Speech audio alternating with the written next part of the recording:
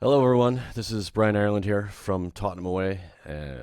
Robbie has asked me to do a difficult video, but a video that I think a lot of people are wanting to see from various people. Hopefully, you'll enjoy this.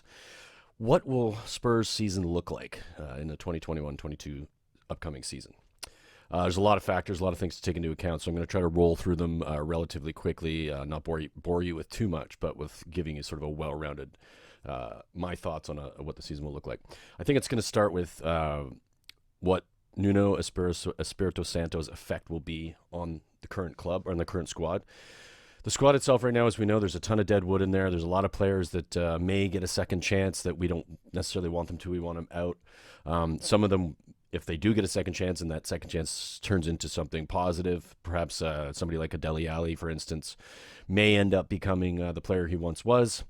Am I convinced? I have to say I'm not 100% with Dele. I do. I love the kid and love what he did for us in a couple of really good seasons. I'm nervous he'll never get back there with Spurs anyway. Maybe he will with another club. There's a few other players in the squad I'm going to get to specifically because I think they are going to be key for what happens in the upcoming season. So there's Lo Celso's in the squad. I think he's going to have to get something meaningful out of him. He's just come off a win, obviously in Copa America with Lionel Messi in Argentina, winning their first in 30 plus years.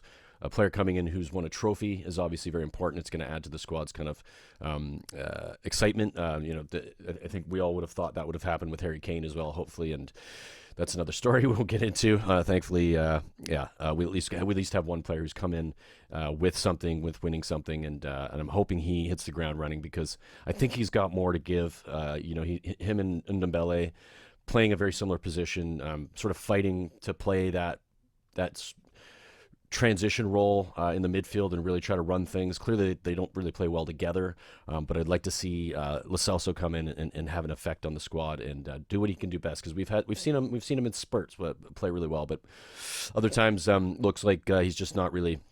He's not really in the game, or he gets left out wide, or at least in the end of the last season where he was being played. So I want to see him get more minutes and more of a chance to sort of see what he can do.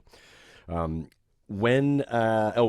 go to Ndombele next because I think he's even more so than Lo Celso. Even though they do play the same position, I think you can play Ndombele a little further up the pitch, and I think that that can work with Lo Celso. But you also have to have Højbjerg there is sitting in or Skip sitting in, who I also want to see. Get some time, coming back from Norwich off a good season. That brings me to the youth. I think the youth coming through, and I think Skip would be one of those people. I'd like to see Scarlett get some time, a little bit more time. He was on the bench a lot last season, but didn't really feature. I want to see players who are going to get a chance, get not 5 minutes at the end of a game we won, but 20 minutes in a meaningful game that maybe we need them to see if they can change the game. Maybe they're a bit too young. Maybe if it's early in the season, we'll get a chance to really see what they're capable of. I think that's going to be an important thing. And I know that obviously Levy and the management staff have said that they want to make the youth a massive part of what happens with Spurs this season. And I think a lot of us like that too. I like seeing players come through.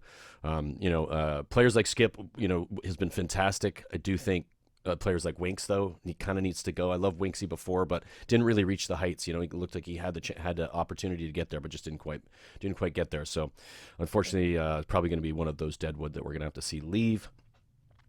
The biggest thing too is this deadwood. How many are there going to be left at the end of the transfer window? August 31st is a massive date for both incoming and outgoing transfers, right? So we're going to have arguably, I mean, I think what many Spurs fans would agree, there's probably about 6 to 8 players you could say these players should leave. For me, it's any player other than the ones who had just came in, like the Ndombele's and Lo Celso, the players who'd been there with Poch for a long time, the Eric Dyers, the Dele Allis, the Winks, those types of players, they kind of have to go. It's we really need a full clear out. Having said that, I don't think a full clear out's going to happen in this transfer window. It rarely does. You rarely see 6 or 7 players go, unless it's of course, smaller players down the pecking order that are easy to get rid of.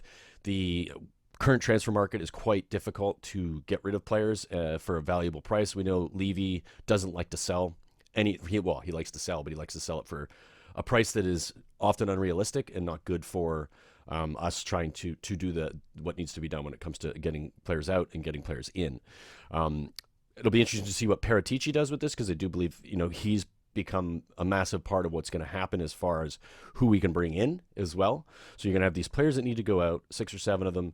Probably, I would say 3 or 4 maybe would be realistic to get out.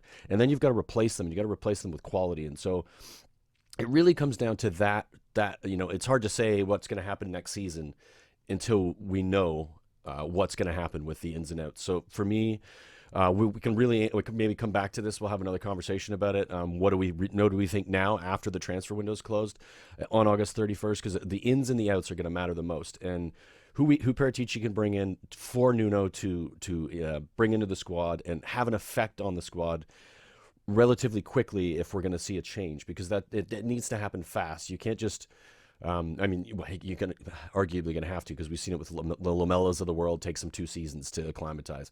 Dembele, same thing. Lo Celso, same thing. Especially foreign players, it's going to take them a lot longer to acclimatize. So if we have a lot of foreign players come in, that's going to be something that we have to consider going into the season. I think we have to keep our expectations low in a sense that I think with the squad we have, we should be able to. With some of that transition that needs to happen with the ins and outs, we should be able to finish somewhere, I would say, around 6th or 7th. And getting back into Europa again. I know that we're in the Conference League. It's kind of like brutal to be in that, and it's going to be hard to attract players. But I think there's attract them for the future prospects, because I think there's still the basis of something that Spurs could get to if things are done right. And of course that's relying on a lot of things that we have been done wrong previously considerably for quite some time. So that August 31st deadline date is going to make a massive difference. Who comes in, who goes out, and then let's get back to it on that. And I'll answer the question then again. What's going to happen this season? I do think it's not as gloom and doom as many people think it is, but I'm also positive more than I am negative. But I also am going to be a bit more realistic and recognize that where we are as a club, we've gone backwards because of the lack of transitioning when it comes to players in and players out and refreshing the squad, which Pochettino had mentioned years ago that needed to happen. So got to be realistic about that. But I do think if the things are done, we could see a pretty good season. I think we'll see some better football than we did last year, and I'm looking forward to that. So thanks for listening, and we'll see you again soon when the window closes, and we'll have this chat again. Have a good one. Thanks.